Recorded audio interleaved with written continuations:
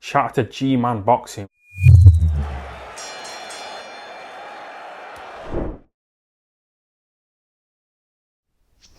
Alright, people. Fight week this week. Leigh Wood versus Mauricio Lara. By the way, we are going to do a live watch along. So this Saturday night, probably about 8:30, just before 9 maybe, we'll start to watch along. We'll go through it because I think this is a fight that I don't think there's anyone who's not looking forward to this fight. I think everyone's expecting a good fight. No one's expecting this fight to go 12 rounds. I mean, this is one of those fights where you'd be more surprised if it going the distance because both guys come to fight, both guys are explosive, both guys can punch, both guys have been knocked out in their careers. But I think, look, we'll get into this a little bit more detail in this video. Leigh Wood, Mauricio Lara. Personally, I'm really looking forward to it.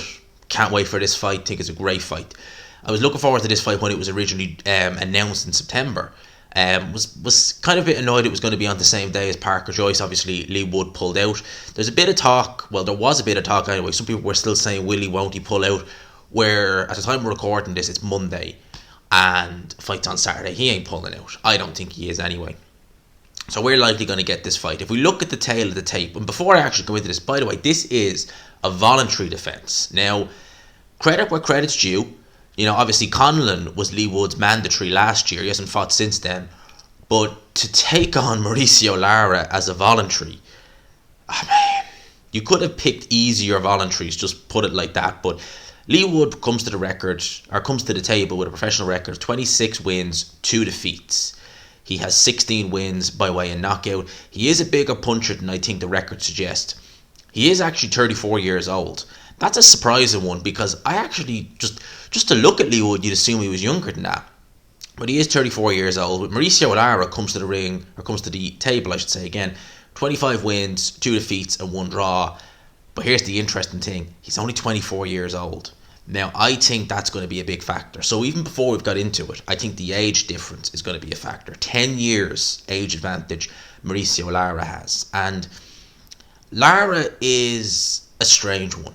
You know, if I was to best describe, Lara is just someone who comes in there looking for the jugular, and he tends to be a bit reckless at times with his defense, and he can be a fighter who's easy to hit. You know, we've seen that. Even in his fight against Josh Warrington, the first fight certainly. Well, even the second fight in the first round, Warrington had a good first round with the jab. He was able to, actually the first round he outboxed Mauricio Lara quite well. But once Lara was able to get past that jab and get in close on Josh Warrington, you could see he was getting uncomfy. But you look at the first fight, Mauricio Lara, one of the things about Lara is so tricky. He's unorthodox in his approach. He's very front foot heavy.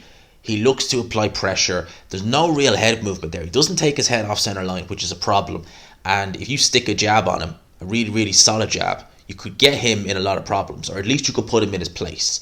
However, the problem with Mauricio Lara is, like I said, he's very unorthodox. You know, he will often lead with shots to the body, which is something he did to great success against Josh Warrington. Because if you look at Josh Warrington is someone who, he tends to just, you know, the gloves up high, looking to block the headshots. And obviously it was headshots that really messed Josh Warrington up in the first fight. Let's be frank, that was what messed him up. But whenever he had the guard up real high, Lara was sinking in lead left hooks to the body. And Josh Warrington was feeling them. And he was getting hurt by those lead left hooks. And then, when he was bringing the hands down low after the hook to the body went in, he was hitting them up top with hooks and uppercuts. Very, as I said, you know, probably if I was to describe him in terms of another featherweight, you would say he's similar-ish to Alberto Lopez. But Lara, I think, has just a more brute force in his shots. Lopez could be a bit unorthodox as well with his shots. You know, the way he throws them, the angles he throws them, and he can be a bit all over the place. And that can be very, very hard to prepare for. You know, so if you're Leigh Wood, you're trying to prepare for someone who's going to throw shots from angles you might not be expecting it. And that can be tricky because you're kind of always thinking to yourself, like, which way is the shot going to go and what shot is he actually going to start with? It looks like he's in a position to throw an uppercut, or it looks like he's in a position to throw a right hand, and boom, he's throwing a left hook to the body. Canelo Alvarez is very good at disguising shots like that, you know. If you watch Alvarez, Alvarez is a lot more sneaky with this than Mauricio Lara. Alvarez will sometimes dip low. He'll move his right shoulder down when he's looking to lead with a hook, making you actually think, okay, he's going to the body, and as he's coming with the hook, he'll move it up to the head. He did it with Triple G in the second fight a few times. Actually, in the second round, he caught Triple G with that. Lara isn't as sneaky per se as that, but he definitely has a lot of power there. He throws them good body shots, very front foot heavy, but he's not that hard to hit. If you stick a jab on him, I think you'll have a lot of success. Leigh Wood can box a bit. He can counter punch quite well. He can be open to shots, as we saw obviously against Michael Conlan is probably the best example. Now that was Conlan with an overhand left. He's also been hit with right hands as well, but that left that Conlan hit him with, I mean, I think we have to, when you look back at that shot, I mean, we all look at the Michael Conlan fight with Leigh Wood and we talk about the big knockout at the end where Mick Conlan got knocked out of the ring, and it was a tremendous knockout. It was a brilliant fight, Leigh Wood versus Michael Conlan. But Lord, that left hand that Conlan hit him with in the first round was massive. I mean, he done very well to get up from that and survive. Even the second round, where the referee was having a good look at him in the second round, Leigh Wood done very well to survive that fight. And that's one thing about Leigh Wood that I kind of worry about. That Michael Conlan fight was nearly a year ago. He's not had a fight since then.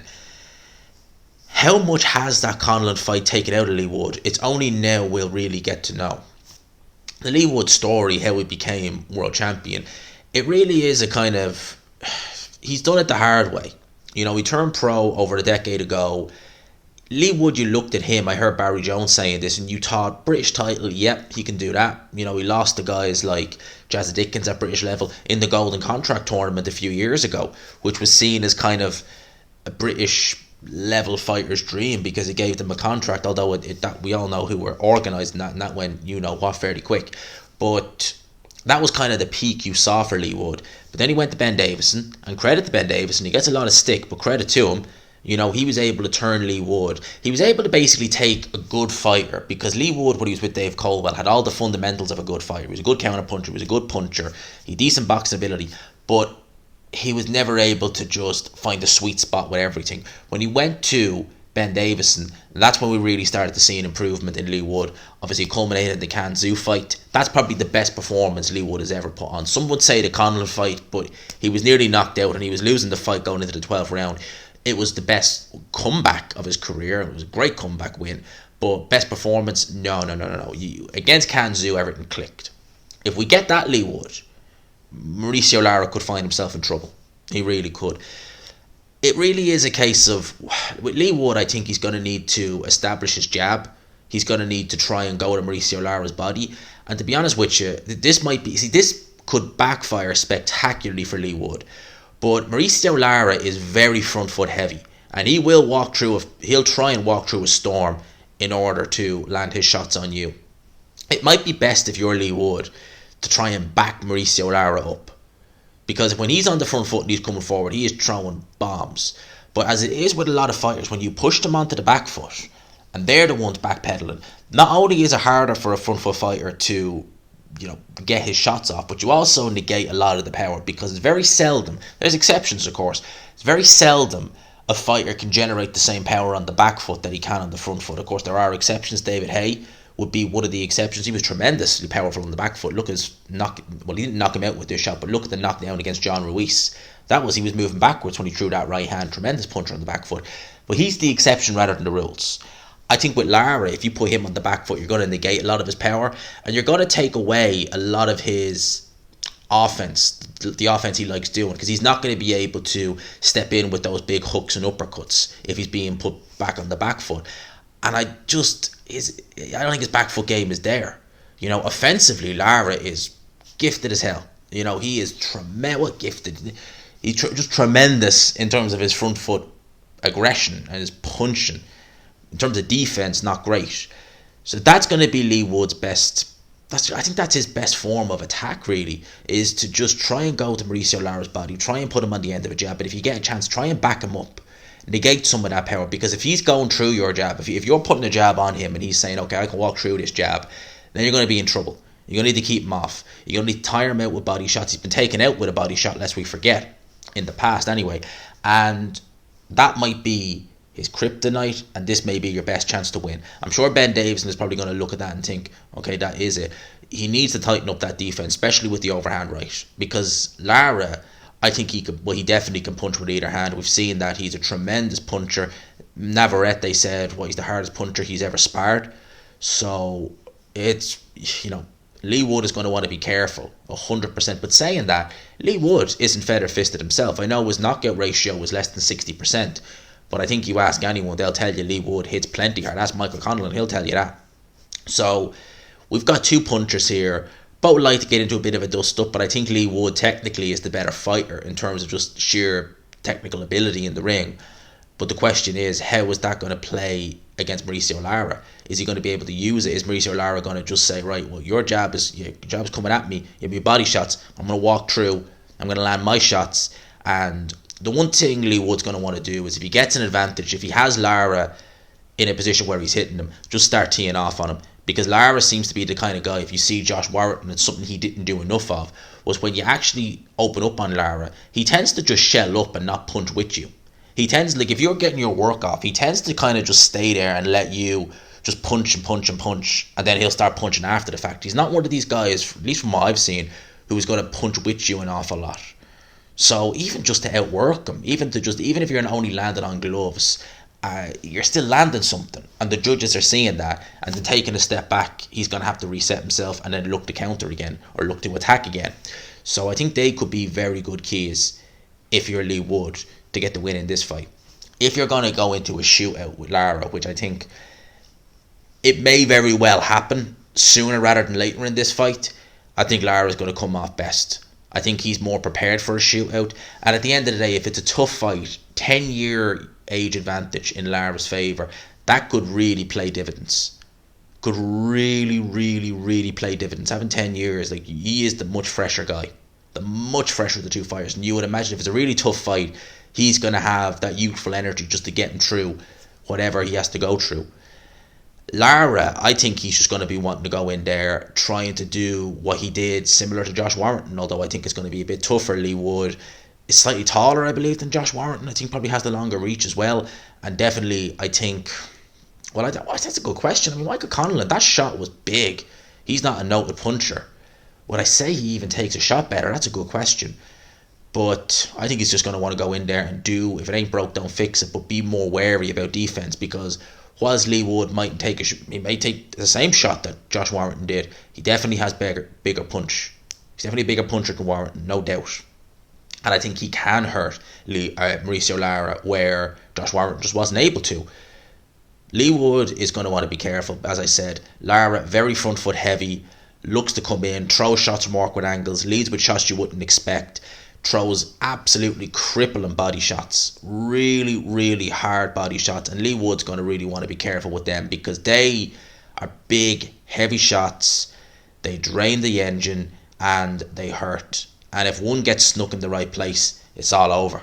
We've seen that loads of times. If you hit him in the right place with a body shot, it doesn't matter how good your chin is, it's over.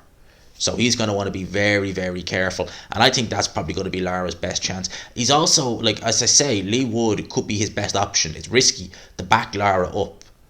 But Lara's going to want to just make sure that he's backing Leigh Wood up, that he's on the front foot constantly and he's applying the pressure.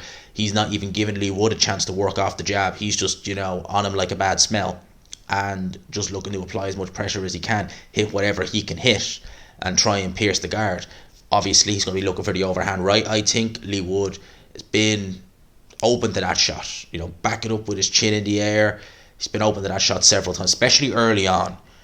First round against Mick Conlan, he was very dry in that first round as well, which is something that they're really going to want to worry about, because Mauricio Lara, as I expect him to do, starts fast.